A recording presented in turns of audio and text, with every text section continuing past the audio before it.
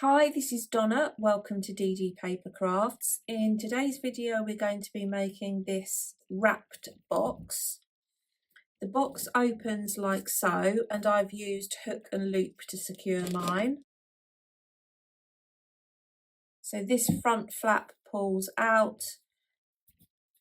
The lid, which is optional, comes up, and we have our 3 boxes inside. The measurements of the internal boxes are each 4 inches high. The largest is 6 inches wide and 1.5 inches deep. The next box size is 4 inches wide and 2.5 inches deep. And the smallest box is 2 inches wide and 2.5 inches deep. The wrap is then custom fit, although mine is just over 6 inches by just over 4 inches wide and it's 5 inches high. But you can really make this piece so that each individual box can come together to suit your particular needs. Let's put the project together. Each of the 3 boxes consist of a side, a front and a side and a base. They don't actually have a back to them. I'm just going to adhere them to the front or the back wraps of the wallet, and if necessary I can slot in a back once the piece comes together if I feel it needs some extra strength. The construction of the wallets of the boxes is all going to be the same. I'll give you the measurements for my boxes, but also just go through how I calculated the size of cardstock that I needed to make a box a particular size. So for example, my first box, box A, it's 6 inches wide, 1.5 inches deep and 4 inches high. My starting cardstock is going to be 10 by 6. And I'm just going to show how I've calculated that in case you want to make boxes your own sizes. So we're going to start with the width of the box. We have a glue tab, which is 1/2 inch, plus the depth of the box, which is going to be 1.5 inches. So this is going to be the side. That will then come round to the front of the box, which is 6 inches. Then we will have the right hand side. So that's another depth. And then we will have a glue tab, 1/2 inch. So that's 6, 7, 8, 9, 10. That gives me my 10 inches widthways.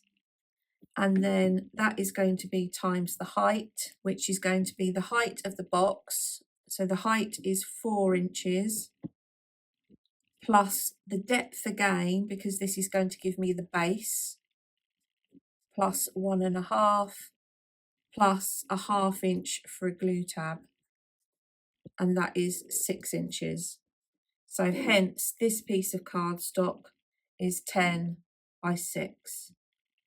So if you want to make your own pieces, make them your own sizes, that's one way that you could go about calculating how much cardstock you need. Along my long side, I'm scoring at 1/2 inch, 2 inches, 8 inches and 9.5 inches. So we've got glue tab side, front side, glue tab. And on the short side, I'm scoring at 4 inches and 5.5 inches. So we've got front height, base and glue tab. Fold and burnish along all of the score lines. So we'll have our piece in the landscape orientation. I'm going to work on the first vertical score line and we're going to cut up through the first horizontal up to the second horizontal, like so. Rotate and remove that piece. We can do the same on the right hand side. We're then going to move to the next vertical on the left hand side, cut up through the first horizontal up to the second horizontal, like so. Rotate and cut along the score line to remove that end section, like so, and then do the same on this side. We can then work our way round, just taking a wedge from the ends of each of the long glue tabs, and I'm going to take and slightly shape these bigger corner tabs.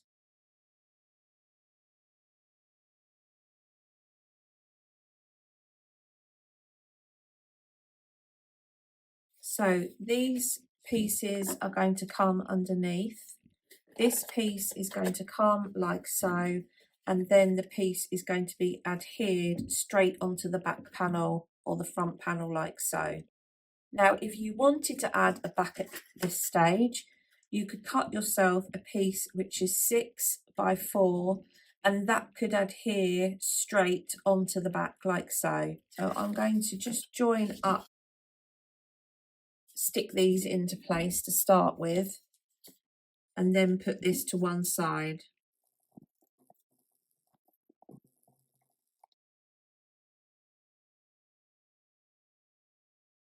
So that's box A. Box B, if you're making yours the same size as mine, this box is 4 inches across, 2.5 inches deep, and 4 inches high.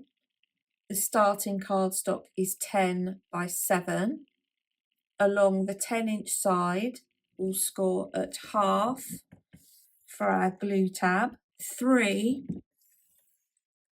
for our side section, 7 for our front, 9.5 for our side section, and then our glue tab. And along the 7-inch side, we'll score at 4 for our height, 6.5 for our base, and then 1/2 inch for our glue tab. We will fold, burnish, cut and construct that exactly as we did for piece A. If you wanted to add a back into this, you would need a piece which was 4 by 4. Finally, for my third box, box C, this is 2 inches across by 2.5 inches deep by 4 inches high. My starting cardstock is therefore 8 by 7. We'll score at 1/2 inch for our glue tab, 3 inches, that's our side section, 5 inches for our front, 7.5 inches for our side section, 1/2 inch for our glue tab.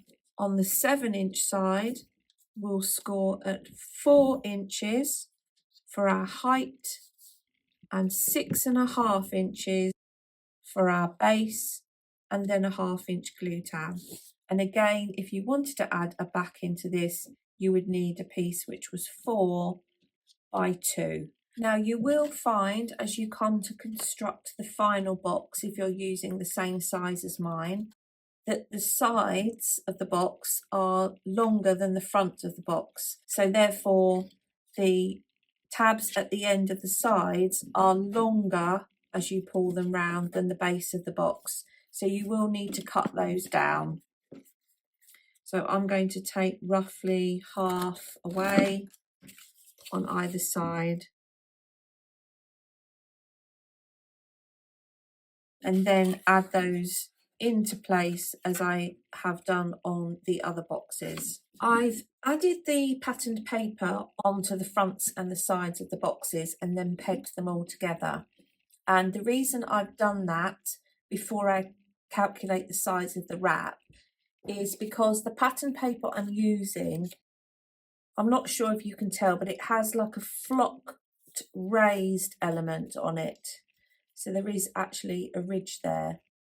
So because particularly with these two small ones, I've got 2 pieces of cardstock up against each other and then 2 pieces of pattern paper up against each other, albeit only by a small amount. As you can see, what it's done is it's made these two boxes slightly wider, this box, and if I'd worked on the length of this box, obviously the wrap wouldn't then fit. I've therefore measured the box at its widest point, and I've also measured the depth of it because again we've got 2 pieces of cardstock and 2 pieces of pattern paper sitting up against each other. What's going to happen is this first piece will be adhered to this small box here through the tabs.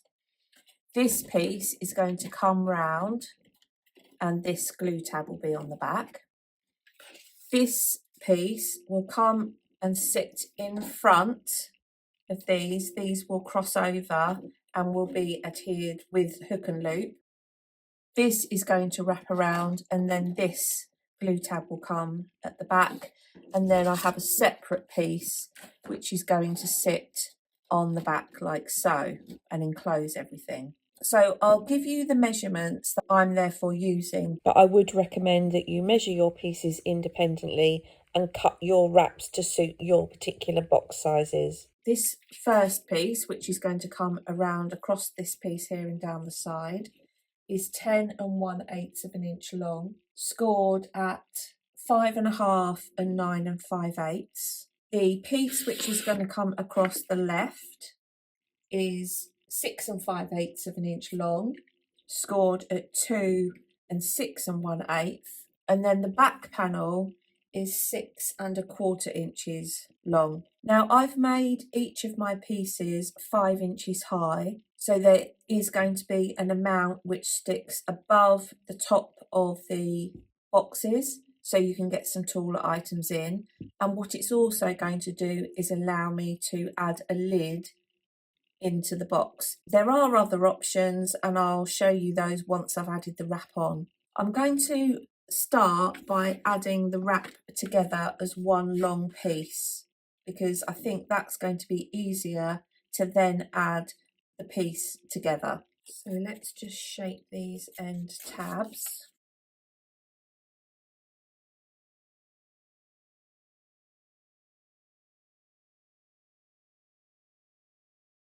So let's just double check. That's going to sit in the back like so. That will wrap around and then they will come across in front of each other like that. So I can see that is going to fit nicely. Now the one thing I am going to do, because I'm going to be securing these 2 pieces at the front with hook and loop, I'm going to just score 1 inch from the end of this piece and round off the corners so that I've then got a section which moves in its own right to stick to this piece. Now once your pieces are fully dry, if it's your intention that you're going to be using this for storage, the person may keep this for storage and in fact have it open. What I would recommend is that you burnish each of the score lines in the opposite direction as well. So when the piece is stuck together, all of the sections move freely and independently. I'm going to start with the back section and then pull everything round. So I'm going to add glue, sit this on the top and then flip it up in the right orientation so that I can make sure that everything is sitting flush at the bottom. I'm going to use construction glue rather than quick grab glue because it's going to give me the little bit of wiggle room that I may need in order to manoeuvre the pieces into place. So make sure you get your piece around the right way. So my longest section with the flexi tab at the end is going to come around the front, so I want it to be over on the right hand side. Let's sit that on top like so. Flip that up, make sure it's standing upright.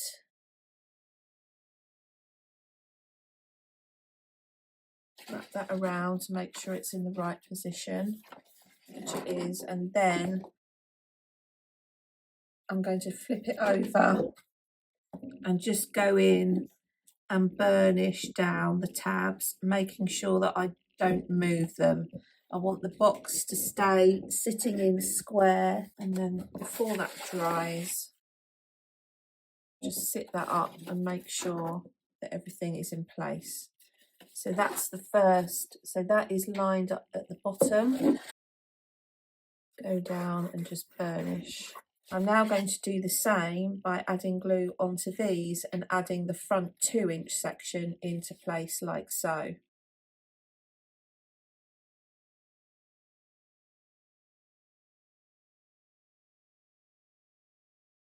I'm just going to move that one out of the way while I add the glue, because I don't want any chance of any glue sticking in the wrong place. So let's bring up this side and then sit that on the front again, line up the bottom of the panel with the bottom of the edge. That's going to sit there like so. Let's flip this up, make sure it's all sitting neatly, which it is. And then I'm going to flip that out of the way and just go in and burnish down along the tabs. That essentially could be your box. Now, you have various options. You could, for instance, decide to leave this as it is, just with some attachment. You could decide to put handles on the front here and on the back here and turn it into a carrier type piece. You could decide to make lids for the small boxes and just adhere them to the inside at the back so that they come across and sit inside. Or you could, as I'm going to do, make a lid which is going to come across. The containers inside will be open, but the lid will then slot down inside the front, and then the box, as I say, will be secured at the front. So I'm going to just make a simple lid, and because I've got a 1-inch gap above the top of the containers, I've got the facility to add the hinge inside the box and for the lid to sit down inside the box. For my lid, I have a piece which is 5 by 7 1/4, and on all 4 sides I'm going to score at 1/2 inch. Fold and burnish along all of the score lines. I'm going to remove all 4 corners.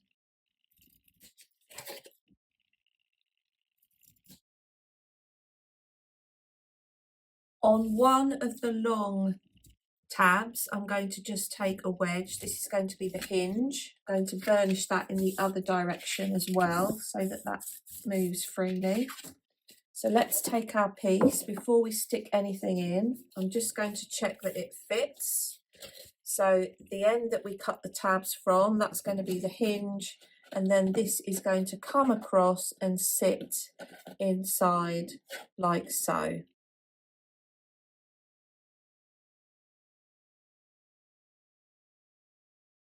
Whilst the lid's drying, I'm going to get on with the rest of the decoration on the front and in the panels in the back. You can see from the pattern paper I'm using a very thin border. It's only a 1/16 of an inch either side. I will give the measurements of the pattern paper pieces I'm using at the end, but if you like a bigger border, obviously you will need to adjust them accordingly. Here's the finished decorated box. I've used a combination of Stamperia Savannah papers and some Crafters Companion papers on the inside. So I have a simple tag on the lid. I have decorated all of the sides, including the back. So we have the front door, which opens like so. I've used some hook and loop dots to secure the front flaps, and you can see how much I've enjoyed decorating this because I've even gone so far as to colour the sides of the hook and loop dots with alcohol marker so they blend in a little bit more and are not quite such a stark white. So we've got our 3 boxes inside. I added a piece onto the inside of the lid so that if you did want to have this opened out, as a storage unit. You could have this piece stood up as well if you so wanted, so it could sit like so, and the piece comes back together like so. I will pop on screen now the sizes of the decorative paper for the various boxes. I'm not going to give the pattern paper measurements for the sides, the front elements and the back, because it will depend on what size you need to make your wrap pieces.